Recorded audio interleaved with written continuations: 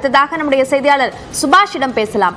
சுபாஷ், ஏற்கனவே ஒரு கூட்டம் அறிவிக்கப்பட்டு அதற்கு பிறகு அவசர செயற்குழு கூட்டமாக நடக்கும் என்று அதிமுக தரப்பில் இந்த அறிவிப்பு வெளியான போது இதில் என்ன அம்சங்கள் பேசப்படலாம் என்பது மிகுந்த பேச்சுக்கு உள்ளானது. இந்த நிலையில் என்ன பேசப்பட இருக்கிறது, அது சார்ந்த தகவல்கள் தற்போது நமக்கு கிடைத்திருக்கா?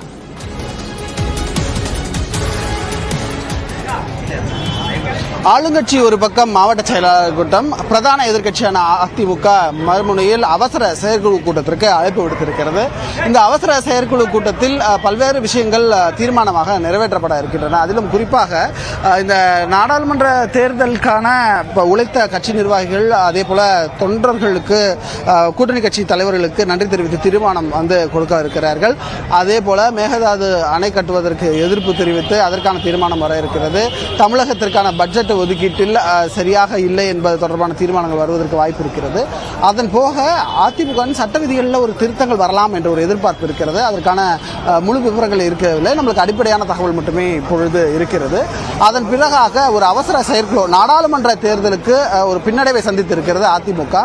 இந்த பின்னடைவுகளை சரி செய்ய, அதை மீட்டெடுப்பதற்கு கட்சி நிர்வாகிகளை உற்சாகப்படுத்தும் வகையில் ஒரு முக்கிய தீர்மானம் நிறைவேற்றப்படுவதற்கான வாய்ப்பு இருக்கிறது. அந்த தீர்மானம் எதன் அடிப்படையில் அமைய போகிறது என்பதும் கவனிக்கூடும். அதே போல மற்றொரு விஷயத்தையும் நாம் கவனிக்க வேண்டியது இருக்கிறது. கட்சியை உற்சாகப்படுத்தும் வகையில் மகளிர் இளைஞர்களுக்கு வாய்ப்பு கொடுக்க வேண்டும் என்பதை சொல்லி வருகிறார்கள் அதிமுகவின் பொதுச் செயலாளர் எடப்பாடி பழனிசாமி. அப்படி இருக்கும் சூழ்நிலையில் அதை உற்சாகப்படுத்தும் வகையில் அதற்கான தீர்மானம் நிறைவேற்றப்பட இருக்கிறது. அது சார்ந்த விஷயங்களும் வெளிவர வாய்ப்பு இருக்கிறது. அபிநயா, மிக முக்கியமாக கூட்டணி குறித்து ஏற்கனவே அதிமுக தனது நிலைப்பாட்டை சொல்லிவிட்டது பாரதிய ஜனதாவுடன் இல்லை என்று. மீண்டும் அதற்கான ஒரு தீர்மானம் வருமா என்ற ஒரு கேள்வி இருக்கிறது. ஆனால் அதற்கான வாய்ப்புகள் வெகு குறைவாகவே இருக்கிறது. அதே போல மற்றொரு விஷயமாக பார்க்க வேண்டியது இருக்கிறது.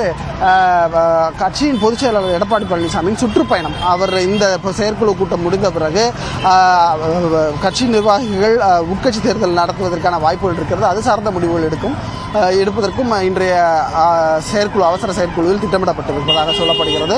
அதன் பின்னராக இந்த நிர்வாகிகளை ஒருங்கிணைத்து அவர்களுக்குள் இருக்கக்கூடிய பிரச்சனை எதுவும் இல்லாமல் சரி செய்வதற்கான நடைமுறைகளை அவர்கள் பின்பற்ற வேண்டும். அதற்கான பணிகளும் ஒரு பக்கம் தீவிரமாக அதிமுக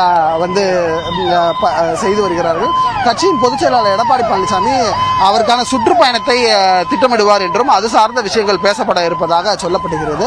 ஒட்டுமொத்தமாக இரண்டு பிரதான கட்சிகளும், தமிழகத்தில் இருக்கக்கூடிய பிரதான கட்சிகள், திமுக ஒரு பக்கம் மாவட்ட செயலாளர், அதிமுக மற்றொரு பக்கம் அவசர செயற்குழு கூட்டத்தை கூட்டியிருக்கிறது. இதன் வெளிப்பாடுகள் என்ன என்பது ஒரு 10:30 மணி வாக்குக்கு முன்பாகவே நமக்கு முழு விவரமும் தெரிந்துவிடும்.